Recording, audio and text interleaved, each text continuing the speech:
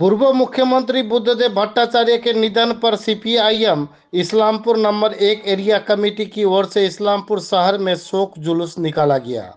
जुलूस के अंत में चौरंगी मोड़ स्थित इस्लामपुर 1 नंबर एरिया कमेटी की पार्टी कार्यालय में दिवंगत मुख्यमंत्री बुद्धदेव भट्टाचार्य के चित्र पर माल्य अर्पण किया गया और 1 मिनट का मौन रखा गया।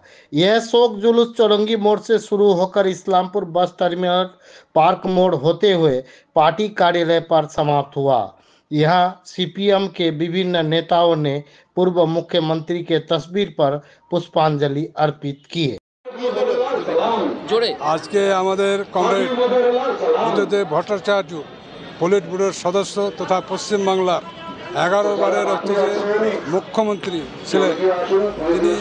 गतकाल तार बासगृहे 8टा 20-তে मृत्युबरण करेছেন এবং সেই জন্যই আজকে সারা রাজ্যে আমাদের ইসলামপুরে কমরেড বুদ্ধদেব ভট্টাচার্যের আজকে শোক মিছিল আমরা পালন করলাম। কমরেড বুদ্ধদেব ভট্টাচার্য আমাদের পার্টি, তিনি একটা আদর্শ এবং নীতি এবং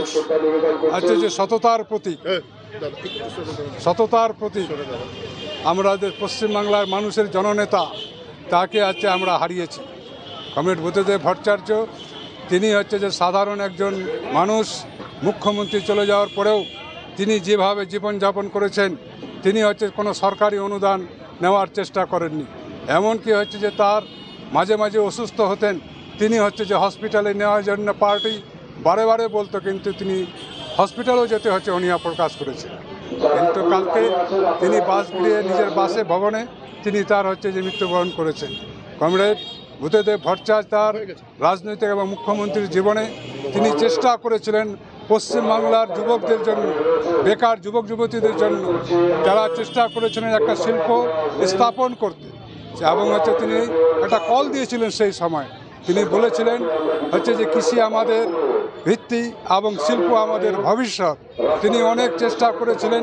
একটা যে সিঙ্গুরে আপনারা জানেন যে সিঙ্গুর 80% কাজ শেষ হয়ে গেছিল, কাজ শুরু হওয়ার মুখে, কিন্তু তখনকার যে বিরোধী নেতারা আমাদের পশ্চিমবাংলায় এই শিল্প স্থাপন করতে বাধা সৃষ্টি করেছিল।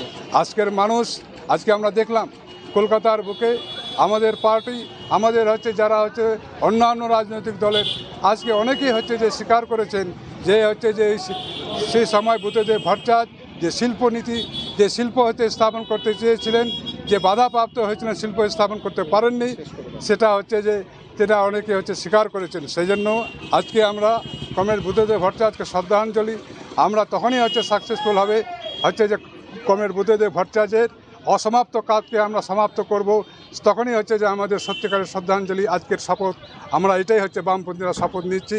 এই বলে আমাদের সংক্ষিপ্ত বক্তব্য আমি শেষ করছি। ডিওয়াইএফআইয়ের প্রতিষ্ঠাতা সম্পাদক ছিলেন বুদ্ধদেব ভট্টাচার্য, ডিওয়াইএফআইয়ের নেতা, কতটা ক্ষতি হলো দলের? প্রথম কথা যে 1968 সালে যখন একটা প্রচণ্ড মতাদর্শগত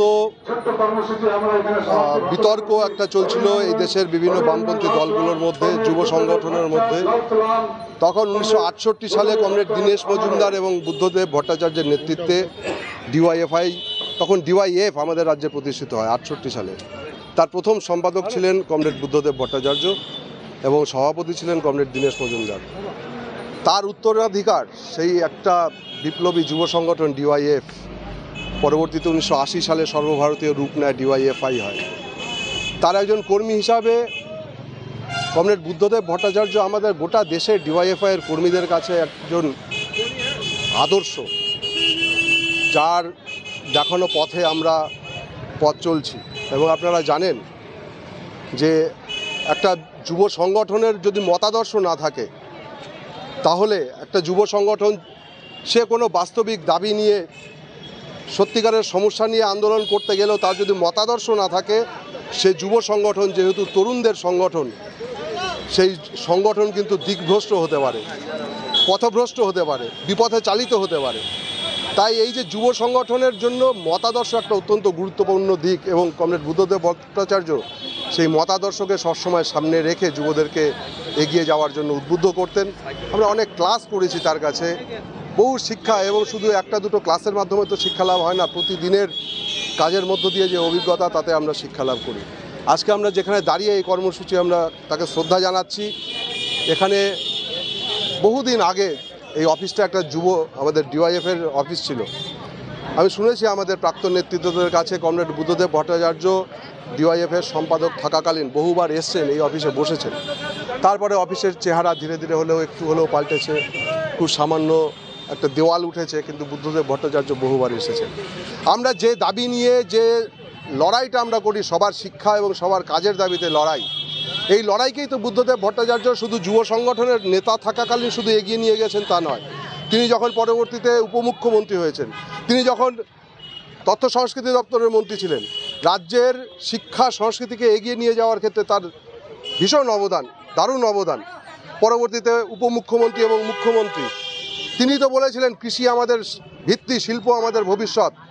শিক্ষা এত এগিয়ে গেছে আমাদের রাজ্য, কিন্তু এই রাজ্যের এত স্কুল, এত আইটিআই, এত পলিটেকনিক, ইঞ্জিনিয়ারিং কলেজ, এত গ্র্যাজুয়েট, এত এমএ পাস, বিএড করা ছেলেমেয়েরা কোথায় কাজ পাবে? তাদেরকে নিজের রাজ্যে নিজের ঘরে থেকে কাজের ব্যবস্থা করবার জন্যই তো পশ্চিমবঙ্গে শিল্পায়নের পরিকল্পনা নিয়েছিলেন।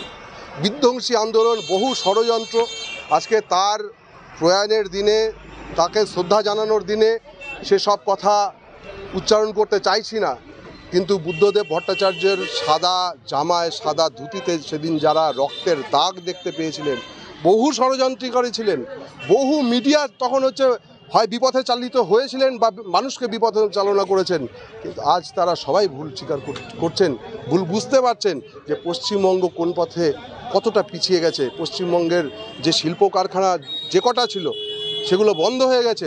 নতুন শিল্প কারখানা যা হবার কথা ছিল, বুদ্ধদেব ভট্টাচার্য যাদেরকে এনেছিলেন তারা চলে গেছে, টাটাকে তাড়িয়ে দেওয়া হয়েছে। পশ্চিমবঙ্গে আইটি সেক্টরে সল্টলেক, রাজারহাট সহ আরও বৃদ্ধি পাওয়ার কথা ছিল, সেগুলো আজকে আর বাড়েনি। আমরা ইসলামপুর মহকুমায়, তিনি জানতেন যে ইসলামপুরে চামড়ার একটা বড় বাজার আছে, এই যে পাঞ্জিপাড়ায়। তিনি সেই সময় উদ্যোগ নিয়েছিলেন। কমরেড মানব মুখার্জি, আরেকজন আমাদের প্রয়াত নেতা কমরেড মানব মুখার্জি, তিনিও ডিওয়াইএফআইয়ের প্রাক্তন নেতা, প্রয়াত হয়েছেন। কমরেড মানব মুখার্জি, কমরেড মোহাম্মদ সেলিম, কমরেড বুদ্ধদেব ভট্টাচার্য, তাদের উদ্যোগেই তো পাঞ্জিপাড়ায় সেখানে চর্মশিল্প করবার জন্য সেখানে জমি নেওয়া হয়েছিল। সেটা আমরা দেখলাম এই সরকারের জমানায় সেখানে চর্মশিল্প তৈরি হলো না। মানুষের প্রয়োজন একটা পাওয়ার গ্রিড, সেখানে পাওয়ার গ্রিড তৈরি হয়েছে, কিন্তু যেখানে ব্যাপক কর্মসংস্থানের সুযোগ ছিল আমাদের এলাকার ছেলে মেয়েদের, সেখানে কিন্তু চর্মশিল্প হলো না। আমাদের পাশে শ্রীকৃষ্ণপুরে যেখানে শিল্প তালুক, তিনি চেয়েছিলেন কমরেড বুদ্ধদেব ভট্টাচার্য যে এলাকার ছেলেমেয়েরা ছোট ছোট শিল্প হলেও সেখানে কাজের ব্যবস্থা হবে, তারা নিজের বাড়িতে থেকে কাজ করতে পারবে। আজকে আমরা দেখছি লক্ষ লক্ষ পরিযায়ী শ্রমিক আমাদের রাজ্য ছেড়ে, তারা শিক্ষিত বেকার যুবক, তারা কাজ ছেড়ে তারা কাজের আশায় চলে যাচ্ছেন বিভিন্ন রাজ্যে। আজকে গোটা যুব সমাজ একটা হতাশার মধ্য দিয়ে যাচ্ছে। প্রতি বছর এসএসসি চাকরি, আজকে বিভিন্ন যারা রাজনীতি করে না, যারা রাজনৈতিক কর্মী নয়, যারা শিক্ষক বিভিন্ন জায়গায় চাকরি করছেন, তারাও আজকে বলছেন যে এই ব্যক্তি ছিলেন বলে আমরা দুবেলা ভাতের বন্দোবস্ত করেছি, স্বচ্ছভাবে নিজের যোগ্যতার পরিচয় দিয়ে আমরা যে চাকরি পেয়েছি, মাথা উঁচু করে রোজগার করতে পারছি। আজকে গোটা রাজ্যের মানুষ কমরেড বুদ্ধদেব ভট্টাচার্যকে স্মরণ করছে, আমরা স্মরণ করছি, আমরা ব্যথিত, আমরা দুঃখিত, আমরা কষ্ট পাচ্ছি। আমরা আমাদের অভিভাবককে হারিয়েছি, কিন্তু যে স্বপ্ন বুদ্ধদেব ভট্টাচার্য দেখিয়েছেন, যে স্বপ্ন শিল্পায়নের স্বপ্ন বুদ্ধদেব ভট্টাচার্য দেখিয়েছেন, সেই স্বপ্নের পথে পশ্চিমবঙ্গকে এগিয়ে নিয়ে যাওয়ার ক্ষেত্রে জান কবুল লড়াই ডিওয়াইএফআই করবে, জান কবুল লড়াই লাল ঝান্ডা আগামীতে করবে। এবং আমার মনে হয় কমরেড বুদ্ধদেব ভট্টাচার্যকে শ্রদ্ধা জানানো তখনই বাস্তবিকভাবে, আক্ষরিকভাবে সেটা সম্পূর্ণ হবে। আমরা ইসলামপুরে আজকে গোটা শহরটা আমরা দীর্ঘ পথ শোক মিছিল আমরা পরিক্রমা করেছি, এবং শোক মিছিলের শেষে আমরা সিপিআইএম ইসলামপুর 1 নম্বর এরিয়া কমিটির দপ্তরে কমরেড বুদ্ধদেব ভট্টাচার্যের প্রতিকৃতিতে আমরা মাল্যদান করে পুষ্পার্ঘ্য অর্পণ করে কর্মসূচি শেষ করেছি।